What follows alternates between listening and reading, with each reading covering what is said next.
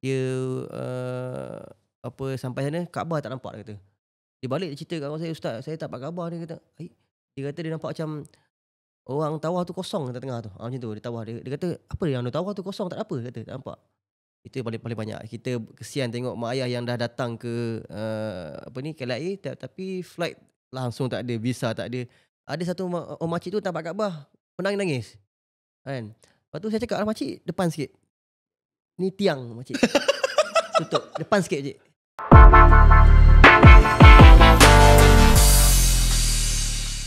Alhamdulillah. Ya, ni dia Ustaz Iram. Sampai di podcast Setiap Orang Ada Cerita. Ustaz, terima kasih sudi menerima pelawaan yang tak seberapa ni. Ya, terima kasih kepada Tuan Miro yang jemput saya hari ni ke podcast yang dahsyat ni. Kan, saya follow juga kan, tengok kat TikTok semua. Subhanallah. Alhamdulillah, baguslah. Lepas pada saya tunjuk menjual diri masa tu ya. Tak ada lah. Tak, kadang lalu juga yang mana FYP lah. FYP, Lalu lah. I see. Tapi kita tak tahu siapa owner kan. Ini mau nampak jumpa. Subhanallah. Ustaz sihat? Alhamdulillah, Miro sihat Alhamdulillah. Ustaz, Masya. saya rasa tak terlambat lagi untuk saya ucapkan. Rasa macam tak sopan pula Ustaz duduk elok-elok macam tu kan. Tak ada lah. Ini tengah kawan ni. Ustaz, saya rasa tak terlambat lagi untuk saya ucapkan selamat pengantin baru. Ya, terima kasih. Dengan Ustazah Farhah. Ya. So kita nak tahu pengalaman Ustaz sebagai tahu sebab macam-macam saya dengar. Kan, macam-macam dengar satu agensi yang bawa pergi ke umrah ni scam lah. Itu isu saya rasa setiap tahun pun akan ada isu. Betul tu. Mesti ada. Kenapa Ustaz macam tu? Sebab satu daripada agensi lah. Agensi tu memang dia ditubuhkan untuk scam. Macam tu lah. Dan yang kedua, satu agensi tu dia tak scam tapi mungkin pengurusan kat Mekah dia ni dah pegang amanah duit jemaah ni dan diserahkan pada orang kat Mekah. Orang Mekah scam dia pula. Macam bukan Mekah, orang-orang yang menguruskan hotel sana. Jadi tu yang terjadi yang kedua kan. Jadi orang ramai ni dia tak tahu dia punya sejarah travel tu kan. Dia melalui mulut-mulut, pakcik-pakcik ni kan. Jadi yang owner yang scam ni pula dia pandai tarik hati jemaah ni kan. Dia pergi kampung-kampung, dia pergi jumpa dekat jemaah-jemaah macam-macam makcik ni. Dia kata, "Okey, ni ada umrah murah, boleh bayar ansuran 200 ke 300 ke kan. Nanti kita akan kumpul lah nanti duit." Macam tu. So bila dah cukup sampai setahun dia punya hold tu kan, dah cukup, tahu-tahu owner lari. Ataupun dia buatlah naik bas sampai KLIA, tak ada flight. Tu lagi kejam sikit lah kan. Sampai KLIA tak ada langsung flight. Tu banyak berlaku lah. Itu yang paling banyak. Kita kesian tengok mak ayah yang dah datang ke KLIA tapi flight langsung tak ada, visa tak ada. So macam benda yang dia dapat tu beg apa semua tu dummy je lah kan. So owner keluarkan belanja yang sikit tu untuk belikan beg untuk dia orang kan. Macam tu lah. Jadi kesian lah. Kan. Ya itu yalah kita walau bagaimanapun dia orang tak terkandas kat sana kan. Ada yang sampai sana tak ada hotel. Tu memang kadang depan mata saya lah. Depan mata saya kan dia orang kena keluar ataupun dia orang dah check in satu malam punya travel bayar satu malam je. So kesian lah dia orang makcik-makcik kan yang pergi dengan suami isteri kan. Tak ada anak-anak yang bantu. Jadi dia orang macam tu lah duduk. Saya nampak itu dekat area masjid tu macam tu lah duduk.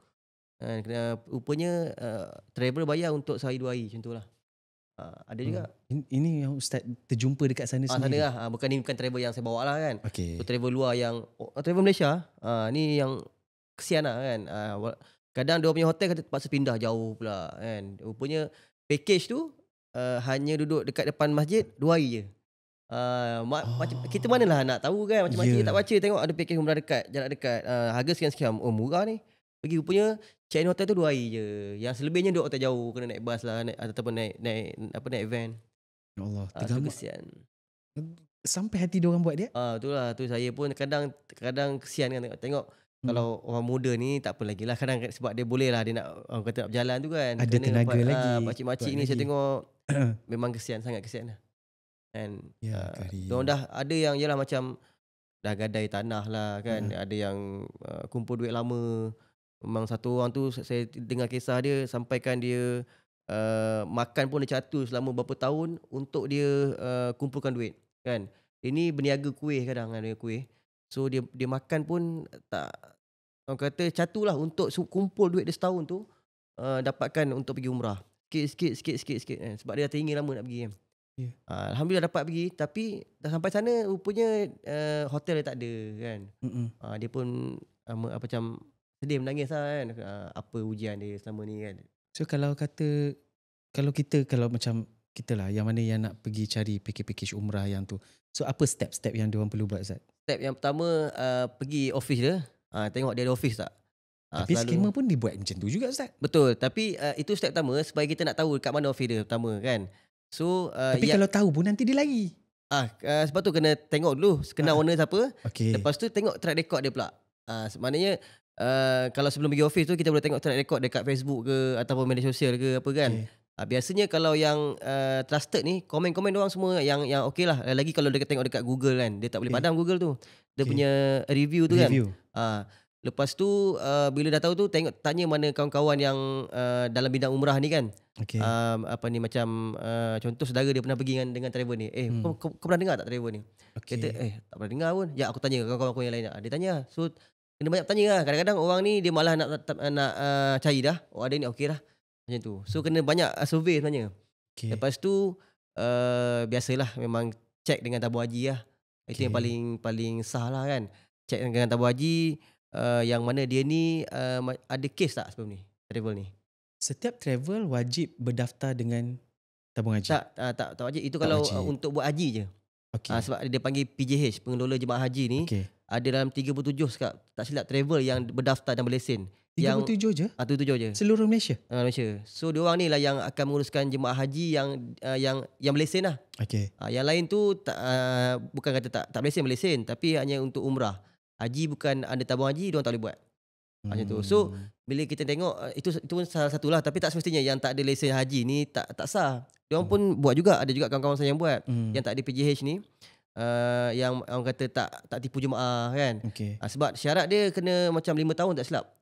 Dia beroperasi dan nanti tabung haji akan buat macam audit apa tengok kan, barulah dia dapat lesen haji lah. Tapi kebanyakan ada je yang tak dapat PJH tapi okey. Tapi nak lebih senang tengoklah macam itulah kan. Tengok senarai PJH. Maknanya bila dia nak dapatkan lesen haji tu mestilah dia kena buat betul-betul kan. 5 tahun tu dia kena tengok audit dia semua pergerakan dia. Kewangan duit masuk. So itu lebih mudah lah antaranya lah. Tapi saya tak kata yang tak dapat lesen PJH tak bagus. Tak. Diorang pun ada diorang punya bagusnya lah kan. Cuma nak elak pada scammer lah kadang kan. Kita tak tahu kan. Betul. Ustaz, yelah bukan Ustaz yang scam. Bukan Ustaz punya agensi yang buat benda tu. So orang lain. Ustaz terjejas sekali tak? Yalah, kami macam agensi saya tak terjejas lah. Kan? Benda ni akan jadi pada macam satu travel agent ni yang Ustaz scam. Tak terjejas lah, Ustaz popular. Tak, dia macam jemaah lagi datang ramai. Okey. Kan dia kata ini scam lah, kita pergi sini lah, sini lagi bagus lah.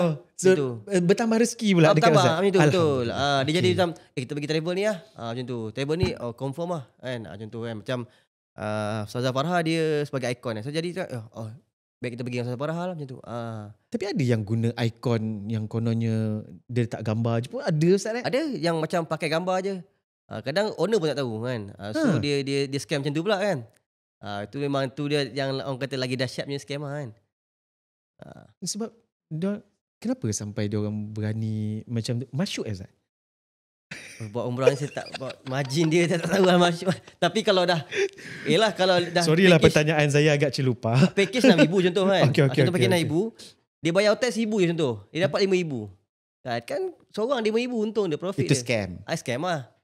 Kalau yang real masyuk tak Ustaz? Real saya pun tak pastilah dia punya pergerakan, dia punya tu kan nak kena. Tapi rasa confirm masyuknya kan. Sebab apa? Sebab dia melibatkan luar negara punya ni kan. Ya. Mesti masyuknya. Currency lah apa gitu. Okey, faham. Mahal kan. Ustaz berapa tahun? 12 tahun? 12 tahun dah. Start daripada 2013. Ustaz memang suka untuk jadi mutawif ke? Sebelum ni Ustaz? Tak, saya tak ada tahu pun masa mutawif ni apa kan. Tak pernah tahu pun. Tapi bila saya interview start 2013, saya habis belajar 2013. So habis tu saya pergi Ustaz grad dari? Quiz. Kan jadi quiz. Lah. Okay. Lepas tu esok interview. Malam tu kawan saya call. Dia kata Ilham, esok ada interview mutawif. Kawan saya call tu, dia WhatsApp dia cakap kau kena hantar resume ni. Aku mana pernah buat resume. Kita habis belajar tak pernah Baru buat aku resume. Ya. Dia kan, kata kat, "Ambil sini lah resume kau kan." Lepas tu dia buatkan lah, dia buatkan. Dia macam edit sikit, saya pun tambah. Lepas tu patutnya resume tu kena orang kata kena email dulu. Tapi saya tak email malam tu, saya pun bawa lah. Saya print dulu kan, bawa kan pergi Okay. interview dekat ni, Lucia ni, kawan pandan ni, Nasi Okay. Pandan ni kan. Andalusia. Lucia, Nasi Pandan. Okay. Jadi masa tu saya tengok ramai main share-share ni kan. Memang jambang semua dahsyat. Saya dengan muka jambu datang kecil lagi kan. Ni dah kira macam ada sikit lah kan. Orang kata dulu memang jambu memang tak kira bawa sampai situ kan. Ya. Pergi kat office. Pergi office. Saya ingat lagi satu, saya lupa nama kak tu apa nama tas saya lupa dah. Andalusia. Andalusia. Anda Dato' Dato' Daud dah Dato' Daud Dato' kan? Daud. Dato' Cik Ahang. Okay. So Kak Yati tak silap. Kak Yati, Kak Yali kot. Saya lupa tak nama dia. Dia Okay. dia dia tengok saya kan. Nama kamu apa? Saya kata Muhammad Ilham ni. Dia tengok. Tak ada nama kamu. Dia kata, kamu apa ni ada dapat call tak? Apa ni email tak? Tak dapat puan.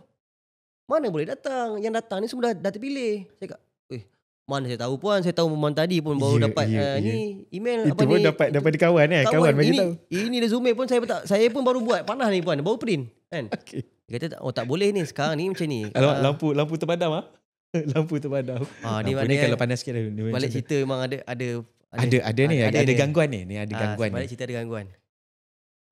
Okay. Ni belum cerita misteri lagi. Tu. Kalau misteri kita minta cahayaan lebih sikit lah. Okay. Tadi mana? Apa? Yang interview lah. Interview tak tahu. Jadi bila sampai tu, yelah mestilah dia marah kan. Dia kata kami dah pilih dah ni semua. Yang melalui tapisan, dia kata ada dalam berapa ratus orang yang hantar email yang dipilih dalam 50 orang je untuk interview bersemuka. Belum terpilih lagi kan. Kira terpilih untuk datang interview. Saya pun pergi kata, saya cakap minta maaf lah puan, saya cakap saya pun tak tahu mana tadi tu. Dia kata awak ni pun aduh dah datang, takkan saya nak suruh balik. Dia kata mana resume? Pergi garang je kat garang kan. Dia tengok resume saya. Pergi depan tu. Saya ingat lagi nama apa tu, Ustaz Mat panggil Baba lah. Abang kepada Datuk Daud ni tadi. Dia cakap awak ambil tajuk tu. Saya pun nak ambil lah. Rupanya ada satu balang tu ada tajuk. Kini kena pick tajuk tu. So tajuk tu tak tahu lagi dia random. macam gulung random. Okey. Buka lepas tu dia cuba ceramah pasal tajuk tu. Saya macam ni pun ada saya punya interview kan. Dahsyat tau cakap. Saya pun tengok tajuk pasal apa. Saya ingat tajuk pasal cahaya iman kot apa dah. Saya lupa lah. Tapi pun nak iman lah. Saya pun cakap semua. Sebab ni keliling semua ramai tengok ni. Kan yang interview kan. Yang memang share semua cakap tengok saya. Saya pun takut, ya Allah, takutnya aku ya Allah kan. Tapi tak apa, pergi. Itu pengalaman ustaz pertama berdepan dengan orang yang berceramah depan-depan. Lepas pada grad. Lepas grad. Tapi sebelum tu ada juga macam saya ada buat macam ada join debat apa semua macam tu lah dengan kawan-kawan kan. Lepas tu ada join pidato macam tu lah, speech lah macam tu. Lepas tu apa jadi masa tapi tu? yang ni first saya interview lah. Saya pun tak pernah tahu pasal interview. Dan interview kali ni pula lain, dia kena ceramah kan. Biasa kita kena soal. Saya pun cakap. Lepas tu dia kata okey dah. Stop. Kan? Duduk. Berapa lama Ustaz? Dalam 5 minit. Okey lah. Mungkin saya cakap tak panjang cakap apa kan. So saya duduk. Lagi alamak tak dapat ke apa ni, senyap je kan. Lepas tu dah dipanggil seorang-seorang nama. Okey. Muhammad Ilham. Datuk Daud nak jumpa kata bawah. Yang interview yang kedua pula dengan Datuk Daud. Okey. Alamak. Gini okey. Maknanya siapa yang dipanggil yang kedua tu maknanya dia macam dah dapat yang untuk yang tadi lepas lah. So panggil lah yang kedua. Datuk Daud cerita tanya pasal umrah ni apa rukun semua. Okey. Lepas tu keluar sekejap. Tu dia panggil lagi. Baru panggil dengan pengurusan. Dengan Puan Ida lah. Pengurusan lah. Okay. So lepas tu barulah. Dulu 3 stage lah. Baru saya lepas lah. Dan seminggu lepas tu ke macam tu. Ke 5 hari dia email yang awak terpilih. Dan sila hadir kursus selama seminggu lebih ke 2 minggu. Macam tu lah lebih kurang. Dekat HQ lah. So kami di-train dengan sirah, hukum hakam. Semua lah tentang umrah ni. Datuk Daud sendiri yang bagi kursus lah. Kisah Mekah, kisah betul. Madinah. Daripada pagi sampai malam. Tiap-tiap hari tu. Memang sampai Lunyan kata. Dan kami diberi tugas airport untuk bawa dekat airport macam mana. Macam tu lah. Dan lepas tu dah 2 minggu lepas tu baru masing-masing yang dapat first departure lah. Macam tu lah. So itu pengalaman ustaz yang pertama lah. Itu pengalaman pertama saya, umrah pertama. Umrah pertama saya kena bawa jemaah. Memang kita tahu Kaabah macam mana kan. Okey. Tahu confirm. Betul, betul, betul, Dan betul. kita tahu pun makam Nabi tu macam mana bentuk dia. Tapi nak menuju ke arah tu macam mana? Dia punya debar tu kan. Punya takut tu, ya Allah. Ustaz ada terfikir tak, aku nampak ke tak Kaabah ni? Saya tak terfikir tu. Saya fikir apa? Saya fikir, adakah aku tahu jalan nak pergi Kaabah tu? Belum nampak Kaabah lagi ni. Jalan nak pergi masjid tu. Okey. Hotel kan jauh sikit yang kami masa tu. So macam mana? Masa tu saya bawa package ekonomi. Dia punya jarak dia 700 meter. Belakang sana. Okey. So saya terfikir macam mana saya nak pergi ke arah masjid dulu. Macam tu. Macam mana aku nak pergi? Jadi cerita dia masa umrah pertama tu, masa jemaah tengah rehat, kan sampai rehat dulu sejam. Saya call kawan saya kat sana, jom tolong bawa aku pergi masjid jap. Saya pun dia pun turun, okey jom. So Ustaz pergi praktikal dulu, pergi sendiri dulu lah. Okey, survey dulu. Okey. Jadi masa tu macam kita diam lah. First time tengok Kaabah. Jadi momen tu, yelah kita nak dapat tu payah lah. Sebab apa? Sebab itulah first time semua hidup kan. And itu pun Ustaz tak target untuk ke arah tu, betul tak? Tak. Sebab yang tiba-tibanya Ustaz habis grad, kawan telefon. Saya pun tak tahu macam ini ke macam kerja mentawai kan. Macam tu lah. Jadi akhirnya saya yang orang kata jatuh cinta lah dengan kerja ni, dengan kerjaya ni. So teruskan sampai sekarang. Ustaz dekat KUIS belajar apa? Saya ambil syariah, pengajian Islam. Sepatutnya Ustaz jadi apa? Saya target macam saya mungkin nak kerja office ke macam tu kan, ataupun kerja dalam jabatan agama. Syariah punya bidang lah. Punya bidang lah, ataupun macam saya pun berminat juga macam kerja sebagai macam zakat punya pegawai untuk macam kita cerita pasal zakat kat orang. Sebab kami pun ada assignment bab zakat dulu kan. Jadi kita pun, sebab saya dengan pejabat zakat pun dulu agak rapat sebab saya banyak buat program kan. So itu yang saya seronok. Saya mungkin habis grad ni saya mungkin kerja zakat kot macam tu lah. Cuba Ustaz cerita pasal zakat sikit. Interview. Tiba-tiba kan. Interview. Zakat sikit lah. Interview. Okay, boleh start kerja esok? Boleh. So insyaAllah boleh kita stop mentawai. Tapi sebagai mutawif, dia bukan semata-mata kena tahu tempat tu je kan? Sebab saya beranggapan mutawif ni dia cuma tahu bab Mekah, Madinah, penceritaan kat sana. Wukuf ni apa, dekat sini apa, bukit sini apa. Betul. Kan? So itu je. Sebenarnya dia kena tahu semua kan? Semua. Dia pengurusan yang paling penting lah. Orang akan tengok kita punya pengurusan bila cantik, orang kata maknanya dia ni okey lah. Mana dia faham lah selok-belok macam tu kan. Lepas tu barulah dia boleh cerita dengan sirah dia, hukum hakam dia keluar kan. Dia macam seolah-olah macam dunia akhirat tahu tu. Balance. Power Ustaz. Tak ada lah. Dia saya kagum sebab saya tak ada dalam bidang tu. Saya tak ada dalam bidang Miro, tu. tuan tanya, pernah pergi umrah sama ni? Pernah? Belum lagi Ustaz. InsyaAllah tahun depan. InsyaAllah. Kita sekali boleh. Tapi macam dah janji dengan Ustaz Dan. Kalau Ustaz Don ambil tak apa. Aduh. Dengan Ustaz Don of course lah. Memang tak adalah mana-mana mutawif saya rasa sama je. Cuma Ustaz Don sebab popular je kot. Ustaz Don pun Ustaz Don dalam kami punya rangkaian juga anak syarikat juga.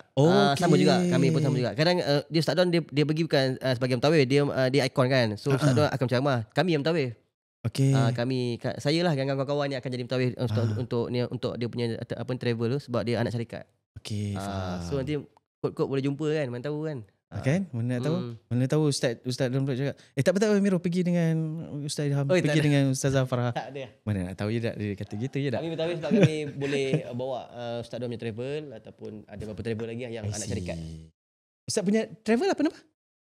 Saya bawah Andalusia dan bawah Andalusia. Ustazah Farah Vakasia, bawah Andalusia lah. Vakasia. So macam setiap kali yang Ustazah Farah punya trip saya akan bawa trip Vakasia. So Vakasia ni anak syarikat dan Ustazah yang handle lah dengan beberapa orang kat sana kan. So dia punya program lain sikit lah kan. Dia program dia lah. Macam umrah Quran, dia macam kita akan buat tahsin Quran sebab setiap orang kan bukan tahsin Quran, tahsin Fatihah. Seni bacaan Fatihah. So nanti jemaah kadang kalau kita sampai sana kita akan buat satu slot khas dengan ustazah untuk cek bacaan Fatihah. Macam mana susul galur daripada Nabi baca macam tu ustazah? Dia akan check ada punya baca Fatihah. So macam kalau tak pergi sana Ustazah tak boleh share kat sini. boleh. Tak, cuma apa dia punya modul khas lah. Modul khas. Okey. Boleh je okey, dia pun okey. share juga dekat dia punya kat Malaysia ni Ya, program ya, dia kan. ya, ya, Cuma ya. macam jemaah tu dia nak tengok Ustazah Farah secara live, nak belajar secara live. Biasa belajar dalam online je kan. So tengok sonok lah kat sana kan. Adalah aktiviti kan. So check bacaan Fatihah macam tu lah. Dekat masjid pun ada. Kalau pergi Masjid Nabawi kan, ada orang share yang duduk dekat tiang tu. Kita pergi je kat dia. Dia memang ada satu papan tanda. Memang kalau kita nak check kita punya bacaan, kita boleh ada pergi kat dia. Nanti dia dengar. Macam tu. Itu memang semua wali-wali ya Ustaz. Itulah kan, saya pun tak boleh macam wali kan. Sebab wali ni hanya wali kena wali lah. Kalau saya tahu tu wali, maknanya saya wali kan dia. Macam tu. Okey. Itu dia term dia kan. Kalau Okey. nak kena wali, saya pun tak tahu lah wali. Tapi memang dua ni orang baik, orang soleh lah. Orang soleh. Memang setiap tiang tu memang ada. Memang ada orang yang akan duduk share ni kan. Yang katanya dia bukan asal Arab pun. Saya tak pasti lah. Dia macam-macam negara. Macam negara lah. Tapi kebanyakan yang memang dah di-endorse oleh kerajaan Saudi lah. Okay. Yang boleh tahsin orang untuk bacaan Fatihah ni kan. Biasanya orang akan check bacaan Fatihah lah sebab dia kan rukun solat kan. So, kita boleh pergi duduk baca kan. Tasmid ke. Ustaz macam mana? Okey. Saya ni random je soalan sebenarnya. Tak apa, memang dia dah sini. Kan. Okey. Santai. Ustaz macam mana? Minum boleh? Boleh Ustaz. Ustaz penat ke? Penat ke? Tak nak okey. Berapa minit lah? Tak lama. Minit. Ustaz dah tanya minit dah. Tak ada. Saya rasa baru 5 minit kan? Minit. Tak, sebenarnya kita dah setengah jam dah. Ya. Sekejap lah. Setengah jam dah. Betul Fiz? 25 minit dah Ustaz. Aduh, tak rasa. Okey. Ustaz, macam mana boleh jadi mungkin ada sahabat-sahabat kita yang tak tahu. Mungkin penonton-penonton pun tak tahu. Macam mana boleh terjadinya air zam-zam tu? Air zam-zam tu memang tak ada punca air Ustaz? Air zam-zam ni sejarah dia daripada zaman Nabi Ismail lah alaihissalam. Ketika mana Siti Hajar ibunya mencari air kan. Dulu Mekah kan tanah yang gersang, yang tak ada apa pun kan. Kemudian Nabi Ismail ni masa tu kecil dan menangis sebab nak air kan. Jadi Siti Hajar ni ibunya usaha dengan apa? Dengan dia cari dekat kawasan yang sekarang ni sa'i antara Safa dan Marwah tu. Siti Hajar berjalan kan sampai kat lampu hijau tu. Sekarang ni lampu hijau lah. Satu ketika tu Siti Hajar berlari anak. Cari jalan naik atas sampai Bukit Marwah, doa ya Allah Ismail anak aku haus ya Allah nak air kan. Jadi dengan daripada berkat doa Siti Hajar ni kan. Kalau kita fikir kan macam mana Siti Hajar dia boleh yakin dengan tempat tu akan orang kata akan ada bantuan Allah SWT kan. Yakin Siti Hajar ni dia berdoa dengan sungguh-sungguh kan. Sebab tu saya selalu pesan kat jemaah saya, bila mana kita berdoa, kita kena doa sungguh-sungguh yang mana inilah doa yang Allah akan makbulkan kan. Kalau kita tak yakin dengan Allah yang maha menerima doa, maha mendengar kan.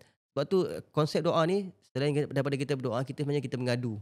Seolah-olah kita berbual dengan Allah. Ya. Jadi dengan sama kita yakin ya Allah ini doa yang Allah akan makbul kan. Bukan hari ini mungkin esok kan. Tapi hari itu Siti Hajar dia yakinnya Siti Hajar, maka Allah telah hantarkan air zam-zam yang telah terpancar daripada bahagian bersebelahan dengan Nabi Ismail AS. Dan kemudian zam-zam tu maksudnya dia macam masuk dalamnya terkepung. Kemudian dikepungkan air zam-zam yang terpancar daripada bawah tu kan. Dan jadilah zam-zam tu air yang terkepung lah. Air yang mancut daripada kawasan Kaabah sekarang ni kan. Dulu dia kalau zaman-zaman dulu last tahun 2000 kot. Siapa yang pergi masjid dia boleh masuk bawah, boleh mandi dengan zam-zam kan. Lepas tu dia tutup, dia ada macam telaga. Telaga tu ada lagi, so boleh pakai timba kan. Jadi bila dia banyak orang berhenti mandi, so tawaf akan jadi sempit lah. So banyak kan jadi macam tu. So sekarang ni dah tak ada dah. So kawasannya tak jauh daripada Kaabah tu. Air zam-zam tu lah punca dia. Sampai sekarang ni air zam-zam punya dahsyat air zam-zam ni. Sampai sekarang dah bilion-bilion orang ambil air tak pernah kering pun. Kan? Tu nak kata kan Allah kalau nak bagi rezeki pada orang tu kan, takkan pernah putus lah. Sebab tu kalau orang cakap ya Allah kurniakan aku rezeki seperti air zam-zam yang tak pernah putus kan. Sampai kiamat insya-Allah kan air zam-zam ni. Jadi air zam-zam ni memang ma'u zam-zam ni masyhur balahu. Air zam-zam ni atas apa yang kau minum kau dapat lah. Apa yang kau niatkan untuk air zam-zam tu kau akan dapat. Maknanya niat kita untuk kita sihat, kita terang hati. InsyaAllah kena yakin, insyaAllah. Dan benda ni yang berlaku pada jemaah saya lah ataupun jemaah saya lah kan. Dia satu kisah lah, dia dialisis. Kan tahu dialisis kan? Okey, Dialisis. okey. Tu dialisis dia sampai tebuk kat leher tak saya. Last kot. Darah, air. Darah. Okey. So dia kata sampai sana dia tak nak dialisis. Saya kata tak boleh. Nanti kembung apa macam apa air Yelah, masuk. So dia cakap tak nak, dia kata dia nak minum zam-zam banyak. Dia cakap dia nak doa, dia kata. Uish. Saya cakap Tawakal betul dia. ini satu kisah yang kata orang kata barakahnya tanah haram ni kan, dan barakahnya air zam-zam ni. Saya cakap minum air zam-zam tak boleh, tapi kena buat rawatan kan, sebab dia dah sampai sini dah dia punya tebuk tu kan. Ustaz nasihatkan macam tu. Saya cakap nanti saya yang kena pula nanti. Ya. Saya kan. Dia kata tak apa. Sebab dia minum zam-zam, dia doa, minum. Dan dekat sana dia tak ada pun dia minta untuk dialisis. Dan balik Malaysia pun tak dialisis. Tu dia punya barakahnya kan, dan doa yang sungguh-sungguh yang dia yakin bahawa doa yang dia doa tu adalah doa yang makbul kan. Jadi dia balik tu sihat. Sihat.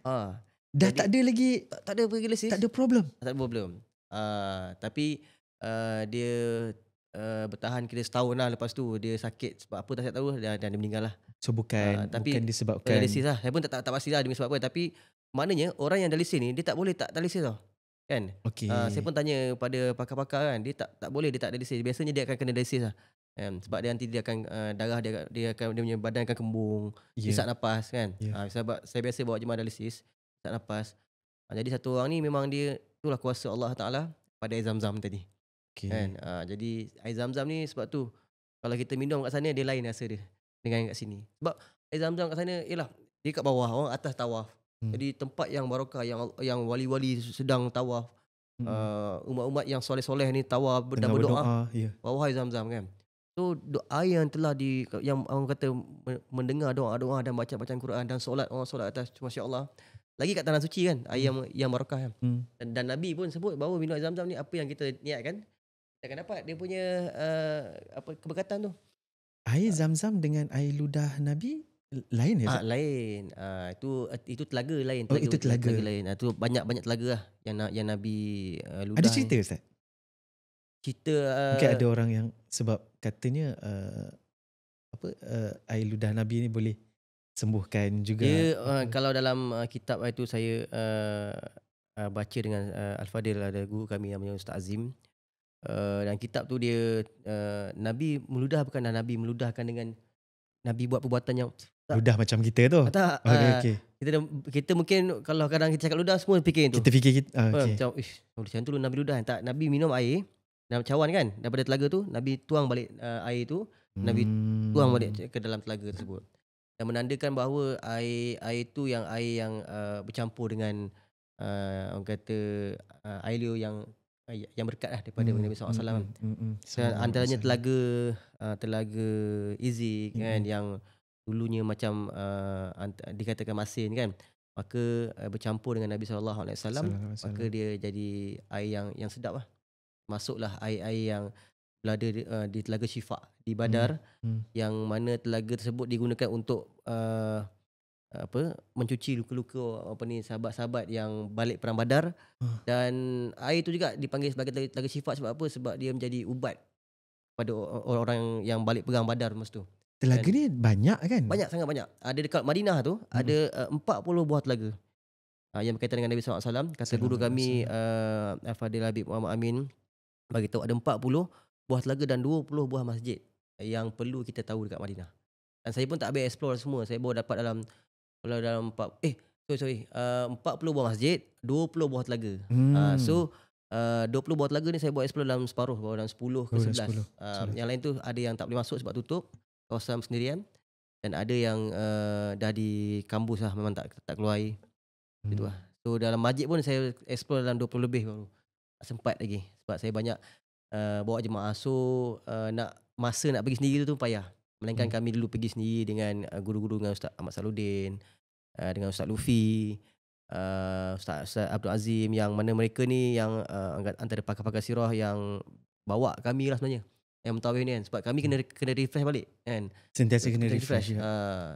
Jadi bila ada satu trip tu yang kami pergi bukan sebagai mutawif. Kami pergi macam geng-geng mutawif lah. Pergi dengan guru-guru ni. Refresh, belajar. Belajar. So panggil guru kami, bawa sekali lah guru kami dekat Madinah. Ulang kaji. So mana tempat yang rare, yang macam bukan rare dah, macam tempat yang memang jemaah takkan pergi, payah nak pergi. Dan kita pun mutawif payah nak pergi. Kita pergi.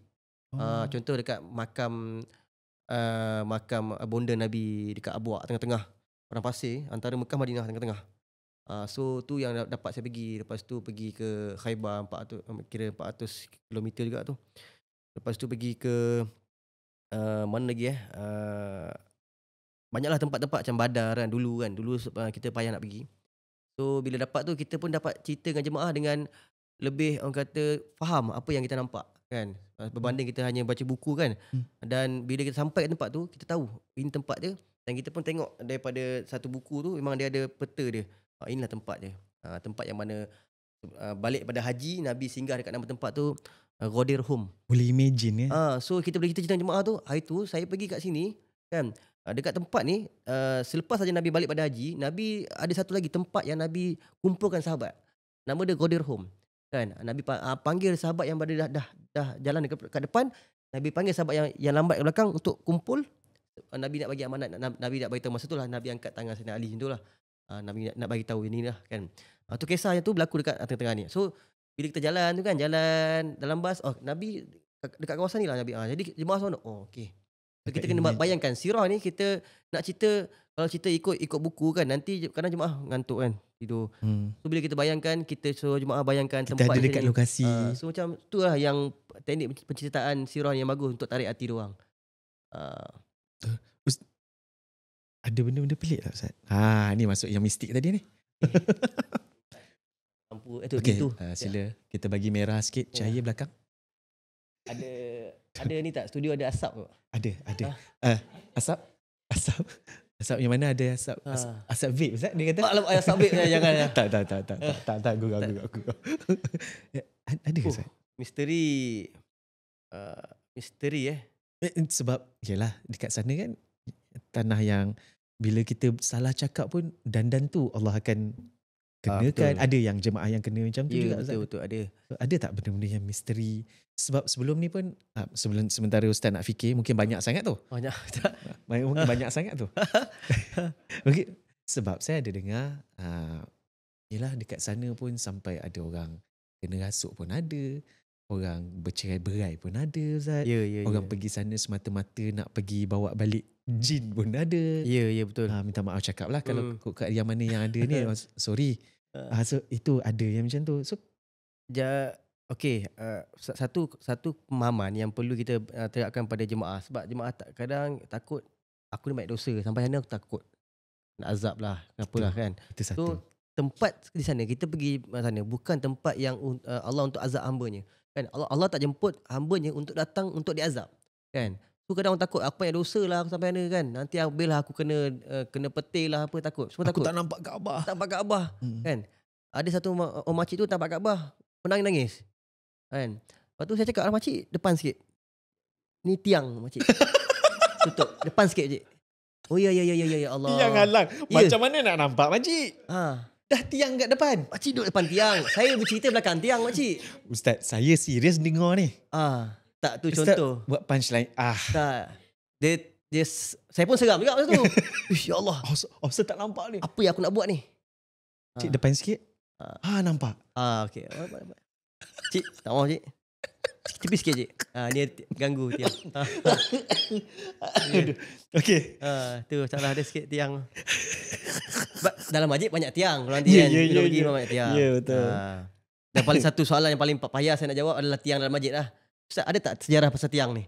Ada berapa sejarah yang tiang tu ada sejarah? Ada yang macam tempat Nabi bersandar, tempat Nabi naik ke Isra' Mi'raj, pergi Isra' ke Palestin kan.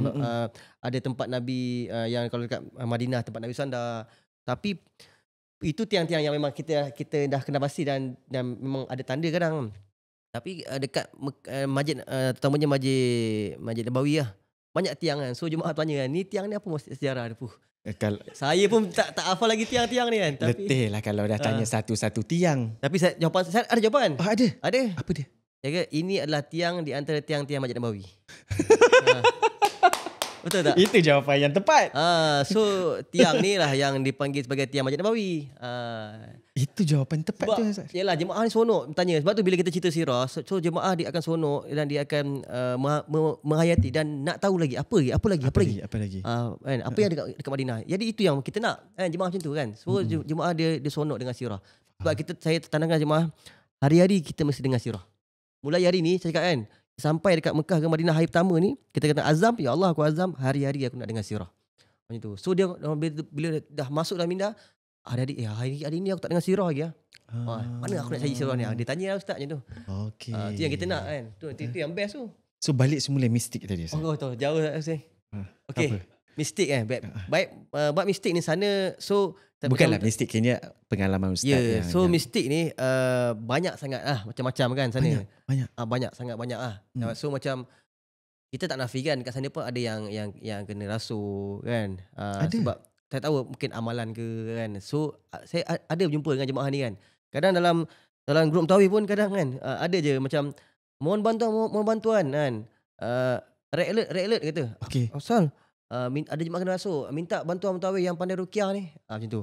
So kadang ada yang pandai ruqyah ni, kami akan bantu lah. Jemaah-jemaah. Pernah ada pengalaman yang ni? Ada juga ada. Bila macam dipanggil seorang tak cukup kan. Tahun bila? Sebelum Covid saya. Sebelum Okey. Covid. Lama dah 2018 19. So kami pun pergi kat hotel tu. Ramai-ramai mula dia panggil seorang. Okey. Bantuan seorang tak cukup. So, tambah lagi 2 orang. Okey. Bantuan tak cukup. Uish. Dia punya kena rasuk ni dahsyat ke apa kan macam tu lah. Yeah. Macam tu lah. So kami pergi dalam 6-7 orang kot kan, sebab dia macam dah mengacau kan. Okey. So alhamdulillah lah ada dalam mutawif dia ada beberapa orang yang pandai untuk ruqyah kan. Kuncinya apa, Ustaz? Saya tak tahu lah, sebab katanya dia macam dia ada amalan yang macam pelik sikit, tak tahu lah. Wallahualam lah kan. Dan kemudian dia bawa kat sana, dia buat apa tah, macam mungkin dia sambung amalan dia ke apa kan, yang mungkin khurafat kot. Macam tu Dia lah. buat dekat Tanah Haram. Jadi saya pun tak tanya lebih dia punya sejarah dia kan, sebab itu mungkin aib dia kan. Ustaz. Sebab segan nak tanya pada family kan. Tidak, Ustaz boleh cerita kat ni. Ini podcast pertama Ustaz kan? Podcast pertama lah yang yang di luar pada TV. luar pada TV. Ya, TV selalu pula. Tak ada lah. Tak ada. Kira podcast pertama lah. Dan satu kes tu yang mana dia bukan dekat misteri macam mana dia macam dia jadi gila tiba-tiba. Dia macam jadi gila lah. Saya main teka je tu. Betul tu. Dia macam, tapi bukan jemaah saya lah, jemaah luar yang kami terlibat untuk bantu dia kan. Macam mana ceritanya? Dia macam dia sampai je landing KLIA. Dia dari landing KLIA, dia terus landing Jeddah. Dia dah macam meracau sikit dan sampai dekat Mekah Madinah dia kulu kila berlari kan, tak nak buat umrah lah apa semua kan. Lepas tu dia kata nak balik dah, tak tahan sini, panas, aku rasa panas kat sini. Aku nak balik sekarang, dia kata kan. Aku dah tak sonok di sini, kata. And, jadi lepas tu akhirnya dia tenang lah dengan beberapa ustaz yang ruqyahkan dia. Sebabkan dia ni macam ada bela, tak tahu lah, wallahualam lah, yang mengikut sejarah family dia kan. Dan benda tu dia macam dia tak bagi saka. Wallahualam, saya tak tahulah. Bukan tak tahu. Saya tak tahu apa kan. Cuma saya nampak macam dia tak bagi, dia macam dia kata tak jaga betul benda tu kan. So benda tu macam tak tahu dia memberontak badan dia ke apa kan. Dia ni okey, sebelum pergi normal dekat KLIA semua normal, sampai landing je semua. Tu jadi masalah kan. Sebab tu saya cakap sebelum kita pergi tu kita banyak buat solat taubat lah kan. Bukan kita buat solat dekat dah sampai sana baru nak buat, tak. Sebelum pergi. Sebelum pergi tu sebab kita minta ampun pada Allah Taala kan. Allah takkan azab hamba-Nya dekat apabila dia jemput kan. Ya. Tapi yang penting kita kena taubat lah sungguh-sungguh sebelum pergi tu, supaya bersihkan hati kan. So kita pergi sana pun atas jemputan. Betul, atas jemputan. Sebab tu orang takut nak pergi, sebab dia kata aku takut tak, sebab Allah akan jemput orang yang memang Allah akan bantu dan ampunkan dosa nanti dekat Mekah Madinah. Dan sebab tu saya cakap dekat jemaah, sebelum pergi solat taubat dulu, sebelum bergerak di rumah solat sunat musafir kan. Kita mohon ampun supaya Allah bagi kemudahan untuk musafir ni. Macam tu lah. Sebab tu kalau ada yang buat perkara-perkara yang khurafat ni tinggalkan lah. Hmm. Kan dia macam ada bela-bela ke apa kan, contoh kan. Tapi saya tak tahulah macam mana, sejauh mana perkara ni berlaku kan. Sebab saya tak ada nak tanya sangat kepada family yang kena ni. Tapi alhamdulillah lah, kebanyakannya diorang semua okey. Sampai ni bila dah dirawat diorang okey. Dan diorang lebih better daripada diorang sebelum tu lah. Bila dia dah dapat kemanisan tanah haram. Tapi memang ada Ustaz memang orang pergi Ada. sana semata-mata nak Dia macam baik tak tahu gym ada dia punya, dia kata habis pula dia punya pembelajaran ni dia kena settlekan dekat Mekah Madinah macam tu. Contoh kan. Ada. Macam-macam lah kan. Saya kalau nak sebut tu kadang dia punya pelik-pelik tu pun ada lah kadang kan. Masya-Allah. Cerita Ustaz. Saya macam ada. Tak apa, jangan sebut nama orang. Ustaz sebut okey, nama si Polan ni Miro, nama bukan nama sebenar. Boleh. Ustaz guna nama saya. Uish. Tak ada. Dia macam mana cakap? Tak ada. Misteri tu banyak jenis lah. So antara yang cerita tadi tu yang kena rasuk kan. Kalau yang jenis macam yang biasa punya misteri ni, yang kata apa, tak nampak Kaabah tadi Ustaz dah cerita. Okey, itu dah punchline. Ada yang tak Kaabah, ada tak satu orang muda. Itu real, bukan kena tiang. Ni real. Ni yang tadi kena tiang kan? Tak, ni betul. Ni memang tiang apa semua dia betul-betul depan Kaabah. Ya. Satu anak muda lah, tapi bukan jemaah saya, satu kawan saya tu dia cerita lah memang, tapi satu flight yang saya lah. Dia sampai sana Kaabah tak nampak, dia kata. Dia balik dia cerita kat kawan saya, "Ustaz, saya tak nampak Kaabah." Dia kata. Dia kata dia nampak macam orang tawaf tu kosong tengah tu. Macam tu dia tawaf. Dia kata, "Apa yang tawaf tu kosong, tak ada apa?" Kata, "Tak nampak." Oh, rupanya dia kata, "Tak maaf Ustaz, dia cerita lah sebelum ni, rupanya saya kat Malaysia, saya ni apa je tak buat," dia kata kan. Semua saya buat, dia kata. Tapi saya tak mohon ampun sebelum pergi kan. Saya tak taubat. Saya ingat saya nak taubat kat sini kan. Tapi dia kata kuasa Allah ni saya tak nampak, dia kata lah. Dia menangis lah cerita kan. Lepas tu yang kawan saya cakap, "Tak apa. Pergi balik masjid, solat sunat taubat balik." Kan. Dia patah balik masjid. Patah balik, dia solat sunat taubat. Dah habis solat taubat tu, dia kata seolah-olah macam Kaabah tu tiba muncul depan dia. Macam tu lah dia kata. Ini yang tak tahulah, mungkin dia tipu ke kami ke apa kan. Tapi dia cerita dalam keadaan menangis lah. Dia balik-balik, dia kata, "Ustaz, terima kasih banyak." Yang dia cakap kat kawan saya, Kaabah, alhamdulillah. Saya nampak kan, dia tiba-tiba datang macam tu, tiba-tiba ada spot sekepul. Sebelum ni dia masuk masjid, dia tak nampak. Dia nampak macam orang sedang tawaf kosong. Macam tu. Dia kata kan. Sebab dia kata, "Apa kat Malaysia saya tak pernah buat," dia kata. Tapi sebabkan apa, saya tak mungkin, dia kata dia tak minta taubat kan. Dia tanya sebelum ni ada buat solat taubat tak sebelum pergi. Tak ada, dia kata. Dia tu pergi je kan. So sebab tu kita kena mohon ampun sungguh-sungguh pada Allah kan. Sebab kita nak jadi tamu yang bersih. Kita tak nak bawa dosa juga, walaupun kita nak ampun dosa kan, tapi kita tak nak bawa dosa. Tu yang kita kena fahamkan pada jemaah-jemaah ni. Kan kadang jemaah dia bayar duit, dia daftar dan pergi terus. Tapi dengan tak ada kusur, tak ada ilmu, dengan tak ada persiapan rohani kan, dia tak ada amalan dia yang baik, macam tu lah. Ustaz, kenapa dekat tanah haram, tanah yang dijaga oleh Allah lah. Tapi ada juga orang dekat situ, orang buat macam tadi tu kan, khurafat, satu. Kedua, dekat situ banyak barang-barang hilang. Maksudnya ada pencuri juga dekat situ. Betul lah. Is it tu dugaan daripada Allah, atau memang sebenarnya bukan manusia yang curi ke? Memang Allah nak uji kita ke? Atau macam mana ya Ustaz? Saya okey, faham. Sebab orang faham yang tanah haram ni semua benda baik yang berlaku. Tak ada benda jahat pun daripadanya. Ya. Sebab tu Allah cakap haram. Sebab apa masuk haram ni? Sebab dia di tanah tu haram daripada perkara-perkara yang khurafat, haram daripada perkara-perkara yang kejahatan padanya, haram daripada anasi-anasi jahat yang masuk kan. Dan dia aman. Sebab tu dalam Quran Allah dia bagi tahu apa? Hazza baladan amina. Ini adalah negeri yang aman. Jadi aman daripada segi apa? Dari segi khurafatnya, kejahatannya, orang-orang yang berniat jahat padanya. Kan? Jadi adakah benda ni tak ada dalam tu? Tidak, semua benda tu ada. Tetapi bagi orang yang masuk dalam keadaan yang dia masuk dalam keadaan yang mohon ampun sungguh-sungguh, maka Allah pelihara. Yang pertama. Yang kedua, bila dia masuk, tak semestinya dia tidak diuji, kan. Setiap orang beriman ni pasti akan diuji, kan. Tanda kasihnya Allah pada orang beriman ni dia akan diuji. Maka dia akan diuji macam-macam, kan. Sebab tu tanah haram ni adalah bukanlah kita kena mindset kita tempat diuji, tapi memang setiap perkara kita kena tahu yang bahawa inilah ujian untuk satu orang yang bersungguh mengharapkan redha Allah, kan. Kalau kita tengok contoh, kita dah bayar package yang mahal, kan. Tapi kadang semua smooth je. Tiba-tiba satu hari tu dia punya bas rosak, kan.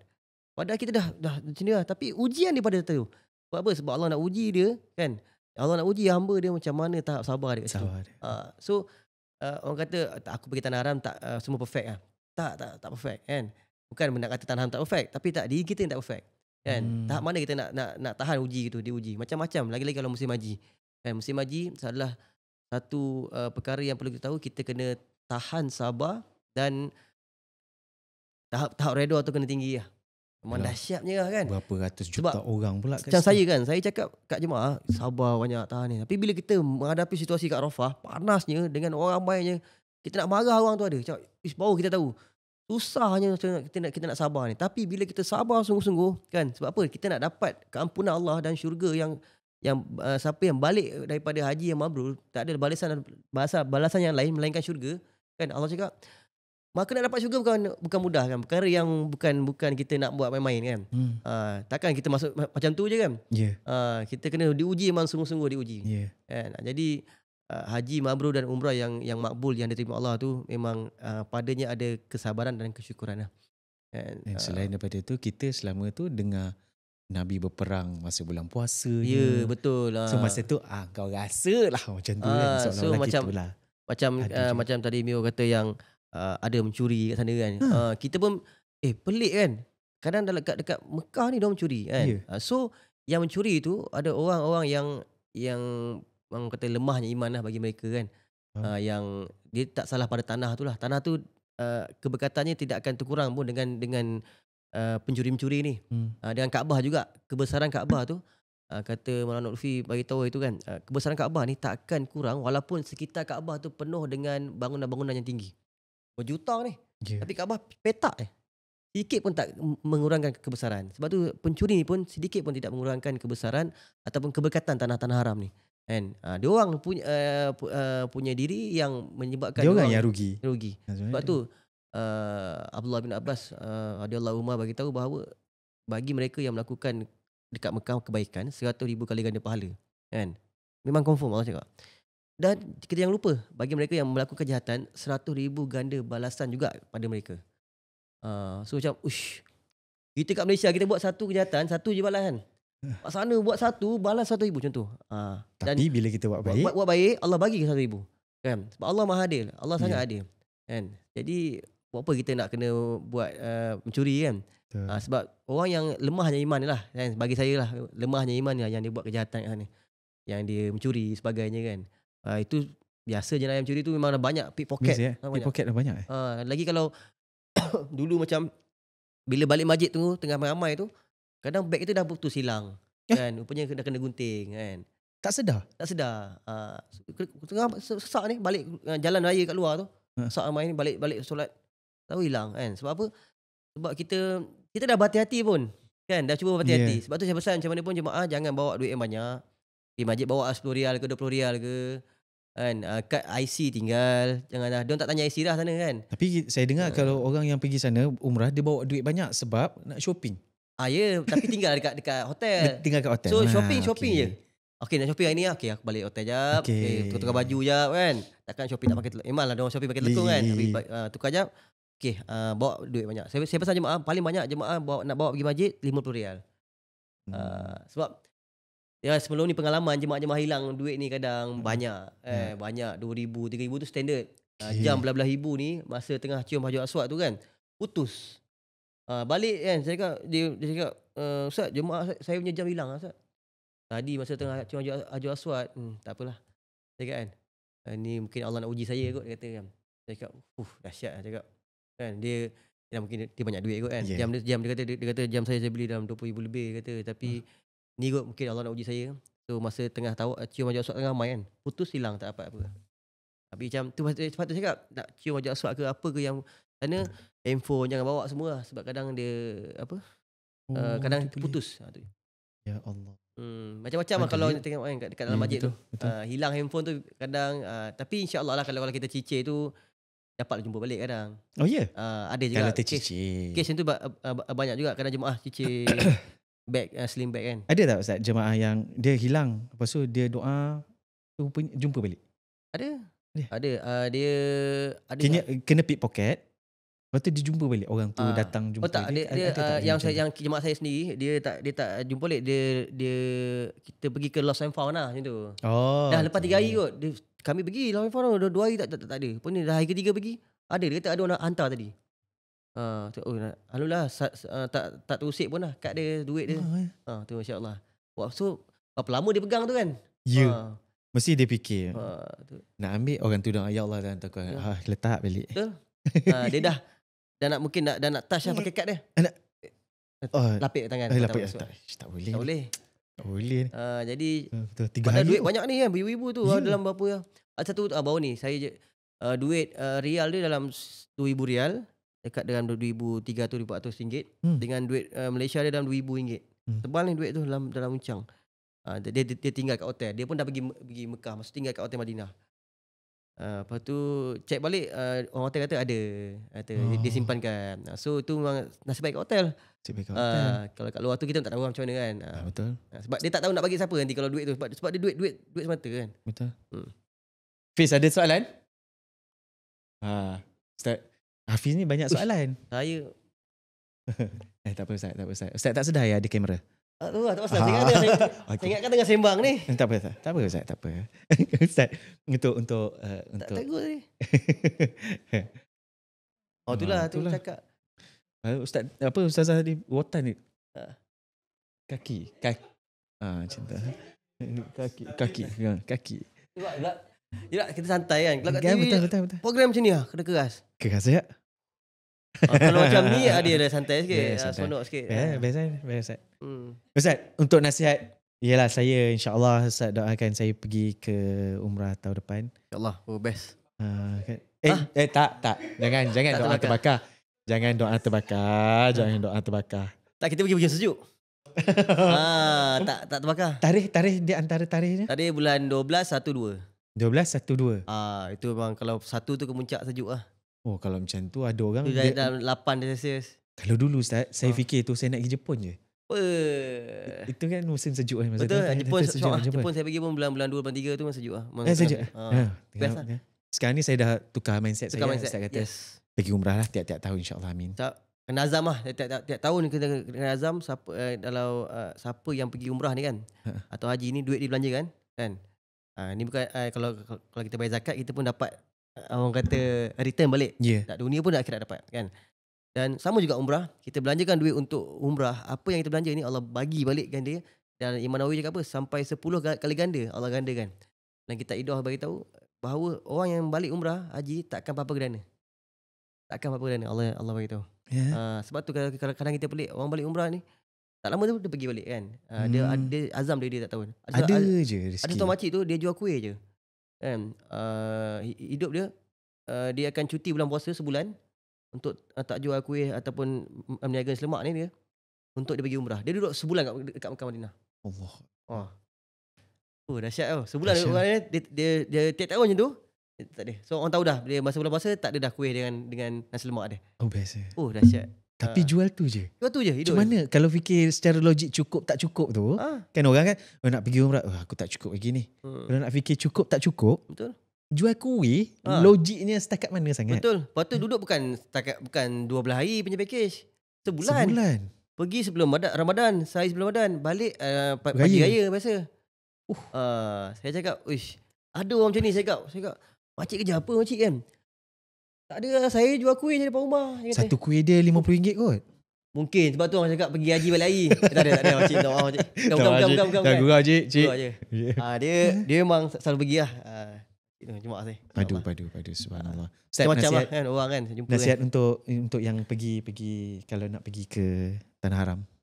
Baik, alhamdulillah panjang saya bertugas ni sebagai pegawai ni Dan banyak yang saya nampak jemaah sekarang ni dia dah start lah untuk kata dia celik sikit lah ilmu kan. Bila dia banyak buat dia baca sirah sebelum pergi. So pergi tu dengan penghayatan. Ada ilmu. Ada ilmu lah. So bila pergi ada ilmu ni lain tau. Dengan orang pergi kosong kan. Dia just nak ikut mentawai je kan. Bila dia tahu yang dekat sini ada sejarah ni, dia lebih menghargai. Dia merasai seolah-olah kehadiran seperti mana Rasulullah ada depan dia. Kan dia rasa sonok dengar sirah. Dan banyakkan baca sirah. Kalau dia tak nak baca semua sirah Nabi, ambil kat Makkah Madinah yang mana tempat dia nak pergi tu kan, buat study. So supaya bila mentawai cerita dia pun ni so sonok dia. Dan dia lebih menghargai dan merasai kenikmatan tanah suci tu. Yang pertama. Yang kedua kena azamkan diri. Jangan kata kita tak ada duit, kita tak boleh pergi kan. Kita rasa aku tak layak dia, duit tak ada. Tapi jangan risau, Allah yang akan memampukan orang yang tak mampu ni kan. Bukan kita yang mampukan kan. So tanamkan diri je, azam, insya-Allah niat ada je. Itu yang berlaku pada saya. Kita cakap pada orang luar, tapi pada diri saya masa saya nak pergi sendiri tu kan, kadang duit tak ada kan. So dalam seminggu 2 minggu lah masa tu, tiba-tiba duit tu saya ada buat satu bisnes tu, tiba masuk lah duit yang mana yang orang hutang tu kan. Tu cukup untuk saya belanja. Sebab saya niat sesungguh, ya Allah aku nak pergi sebagai jemaah kan. Dan seterusnya itulah terutamanya ilmu akad umrah kan, memang kena pergi lah khusus kan. Sabtu Ahad tu kalau lapang pergi ataupun sekarang dengan online, tapi lagi bagus dengan bersemuka, kita boleh tanya. Sebab apa, ibadah umrah ni kesan dia bukan pada dekat Makkah Madinah, tak, dia semua hidup. Kalau dia tak settle ihram, maka dalam ihram lah dia sepanjang hidup. Dia tak boleh kahwin, tak boleh bersama suami isteri, tak boleh pakai pakaian berjahit, dia tak boleh pakai minyak wangi kan. So semua hidup dia macam tu. Tu yang dia menyebabkan keturunan kita. Dan kita dah bersama dengan isteri. Anak tu macam mana pula kan. Ataupun dia satu lagi melibatkan ni, dia tak boleh menikahkan orang kan. Jadi dia dalam ihram ni tak boleh nak menikahkan orang. So itu yang berlaku kes ada sebelum ni kan. Tapi alhamdulillah dah selesai dah kes tu kan. Jadi kena betul-betul fahami dan hayati dan tahu hukum hakam ni. Walaupun tak banyak, tapi basic tu ada untuk supaya kita tak lari niat kita. Jadi yang terakhirnya package, pilih yang mana yang kita rasa okey dengan kita kan. Pergilah dengan Andalusia. Tak semestinya. Tak semestinya. Yalah, okey boleh. Andalusia, Bagasia. Bukan Ustaz cakap, saya cakap tu. Andalusia dengan Bagasia. Pilihlah package yang orang kata trusted company kan. Pilih betul-betul. Kalau package tu macam meragukan, tak payah ambil macam tu lah. Betul. So pergi dekat ni. Okay. Kalau ada yang ada yang nak tahu kenaan dengan Ustaz ke apa ke, boleh. Ustaz media sosial ke nak tengok Ustaz punya ni ada tak? Ustazah boleh? Boleh? Tak, boleh? saya kalau saya private punya account sebab saya TikTok pun saya tak ada. Allahu akbar, bagusnya, Allahu akbar. TikTok ada satu tapi tak buka lah langsung, tak ada apa langsung, memang tak ada apa. Ustaz cuma tengok SOSC je kan, Miro punya tu. Memang tengok Miro je lah. Allahu akbar. Tu tugas saya, tu kerja saya. Yes. Lepas tengok Miro lagi. So Miro. So jumpa pula Miro ni. Balik lepas ni kali kedua muntah lah. Sebab saya follow pun Miro je kan. So, memang follow Miro lah. Dan saya set pun itu set dekat TikTok only Miro. Saya cukup beli tu. Tak ada. Okay, lepas tu saya lagi sebab Instagram pun saya private. Saya macam orang yang saya kenal je. Sebab saya bukan orang yang selalu post. Sebab saya kadang-kadang kalau ustazah yang tag baru saya repost balik macam tu lah. Tapi tak perlu nak follow pun dia orang kan. Sebab dia sekarang dah boleh share Instagram lah. Share Instagram. Tak pernah. Dia tak pernah. Saya tak pernah suruh dia collab dengan saya. Tak pernah. Tak pernah ya. Sebab itu pun ini pun saya itu baru kahwin kan. Orang tak kenal saya kan. Tak pernah. Tapi bila kahwin kan orang yang orang kenal ni. So dia punya Instagram tu, dia punya follower tu makin banyak sangat. Sampai hari ni tak pernah putus dia punya request tu. Dan saya tak pernah request, tak pernah approve lagi lah. Sebab saya malu nak kongsi kat orang sebenarnya macam apa yang saya buat kan. Jadi pun bukan banyak pun apa yang saya introvert tak ada pun nampak macam tu. Tak ada. Macam teruk kan. Introvert Ustazah? Banyak cakap dia introvert dalam media sosial kot. Jadi kalau orang jumpa saya betul. Kalau jumpa saya okey. Saya memang suka bersembang. Tapi kalau dalam Instagram hanya kawan-kawan saya je yang tahu apa yang saya buat. Tapi jarang saya post lah.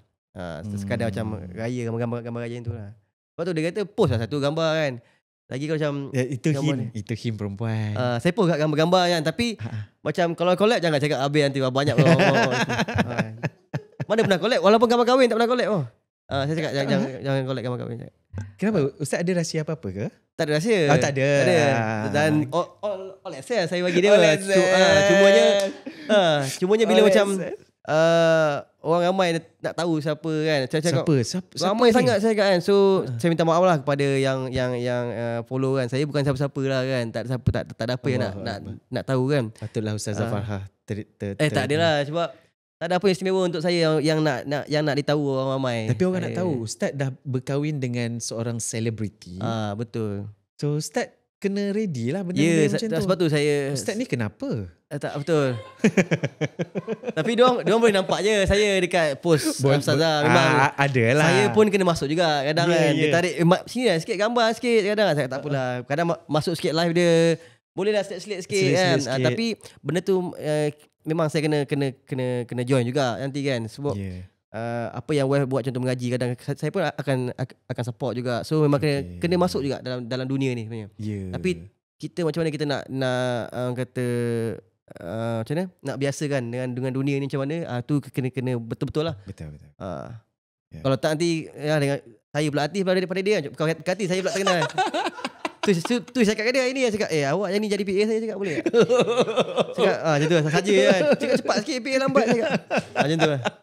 Biasa saya bawa dia kan. Ni dia bawa saya buat cakap. Subhanallah. Terima kasih Ustaz Ram. Alhamdulillah, terima kasih atas perkongsian. Mungkin ada soalan-soalan yang saya tak sempat tanya. Mungkin mewakili netizen-netizen ke, penonton-penonton ke. Mungkin ada lah soalan-soalan yang tak kena. So saya ni, kita memang macam ni spontan je Ustaz. So sekadarnya insyaAllah. Tapi apa yang mana yang baik tu boleh ambil. Yang mana yang tak okey, yang mana yang tak baik tu tinggallah jauh-jauh, ya tak? Ya betul. So apa yang Ustaz pesan tu. So mungkin ada yang mana yang belum ada rezeki lagi untuk pergi ke umrah. Kita sama-sama doakan mudah-mudahan secepat mungkin betul Allah jemput kita. So saya pun alhamdulillah saya pasang niat memang betul-betul nak pergi tahun depan lah, insya-Allah. Miro ada data yang untuk tabung haji? Apa dia?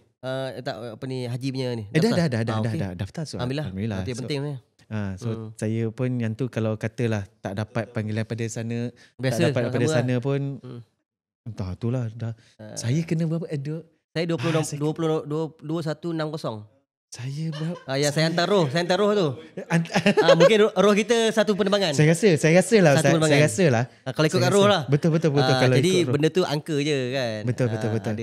So mudah-mudahan masa tu kita dah ada dalam perut burung yang tengah terbang dalam syurga tu. InsyaAllah. Okay. Sebab tu saya cakap kita mungkin satu penerbangan dalam roh tu kan. Subhanallah. Ustaz doakan saya. InsyaAllah ada. Doakan tim SOAC. Amin. Mudah-mudahan semuanya dimudahkan urusan. So terima kasih lagi sekali Ustaz. Terima kasih banyak Miro jemput untuk hari ni. Tak maaf lah kalau apa yang saya cerita ni repek banyak kan. Tak ada sekadarnya Ustaz cerita pengalaman Ustaz tipu pun kita orang tak tahu. Betul tak pengalaman tahu betul. Ustaz punya pengalaman. So punya temerang je kan.